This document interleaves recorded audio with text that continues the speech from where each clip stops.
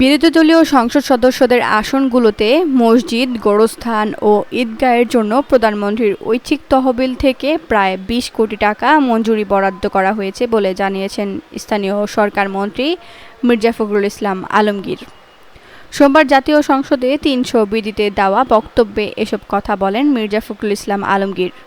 মন্ত্রী আরও জানান, এ বরাদ্দ সিটি কর্পোরেশনের আওতায় থাকা বিরোধী দলীয় সংসদের সদস্যদের আসনের জন্য রাখা হয়নি, তবে পরবর্তীতে সেখানেও দেওয়া হবে।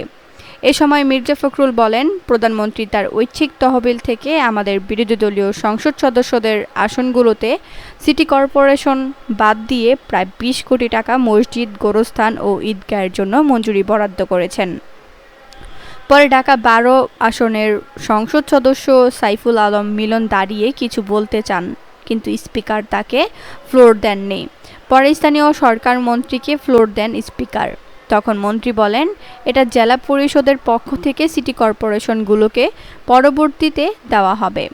পরে স্পিকার হাফিজউদ্দিন আহমেদ বলেন, ৪০ বছর আমিও এই সংসদে কাটিয়েছি, বিরোধী দলেরও সংসদ সদস্য ছিলাম, একটি কানাকড়িও কোনোদিন পাইনি, ৫ বার গ্রেফতার হয়ে জেলে গিয়েছি, এইটুকুই পেয়েছি, প্রাপ্তিযোগে অন্য কিছু হয়নি।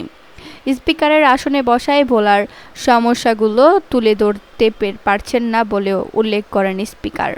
এর আগে বিরোধী দলীয় নেতা ভোলার উন্নয়নের জন্য একাধিক প্রস্তাব করেন, যার জন্য হাফিজউদ্দিন আহমেদ বিরোধী দলীয় নেতাকে ধন্যবাদ জানান।